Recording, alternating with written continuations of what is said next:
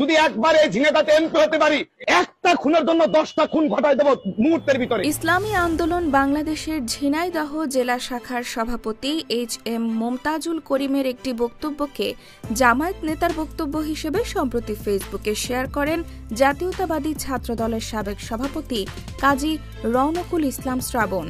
সামাজিক যোগাযোগ মাধ্যমে তার ব্যক্তিগত পেজ থেকে দেওয়া পোস্টটি পরে শেয়ার করেন ক্ষমতাচ্যুত প্রধানমন্ত্রী শেখ হাসিনার ছেলে সজীব ওয়াজেদ জয়। ছাত্রদল নেতার পোস্টে ক্যাপশনে লেখা হয়, জামায়াতের একজন এমপি হওয়ার জন্য ভোট চাচ্ছে। এমপি যদি একবার হতে পারে তাহলে একটা খুনের বদলে 10টা খুন করবে, তাও আবার ভোটারের দরজার সামনে গিয়ে এমন হুমকি ধামকি দিচ্ছে। জামায়াতে ইসলাম কি আসলেই ইসলাম?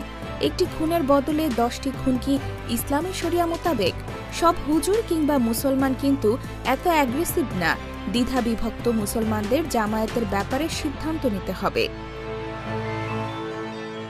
এ তথ্যটি পরে গুজব হিসেবে নিশ্চিত হওয়া যায়।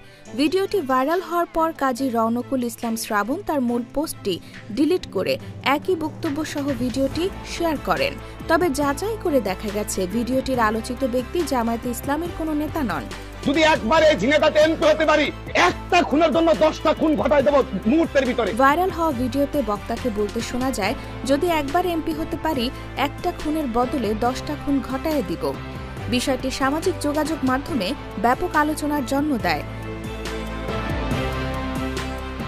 পরবর্তীতে বিভিন্ন ফ্যাক্ট চেক প্রতিষ্ঠান ও ভিডিওতে থাকা ব্যক্তির সামাজিক যোগাযোগ মাধ্যম অ্যাকাউন্ট থেকে নিশ্চিত হওয়া যায়, আলোচিত ব্যক্তি বাংলাদেশ জামায়াতে ইসলামের মনোনীত প্রার্থী নন।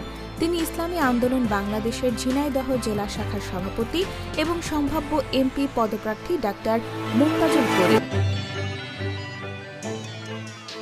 কয়েকটি প্রশ্ন জবাব দিতে যাইয়া কথার এক দ্বারপ্রান্তে আমি বলে ফেলেছি, আমার মুখ দিয়ে আউট হয়ে গেছে যে একটা খুনের বদলে 10। এছাড়া ইসলামী আন্দোলনের এই নেতা বক্তব্যের জন্য ভুল স্বীকার করে ক্ষমা চেয়েছেন। এর ব্যাখ্যায় তিনি দাবি করেছেন যে আমাদের দেশে একটা খুন হলে রাজনৈতিক কোন্দলের কারণে 10টা খুন ঘটে যায়। বাক্যটি বলতে গিয়ে ভুলক্রমে আলোচিত কথাটি বলে ফেলেছি।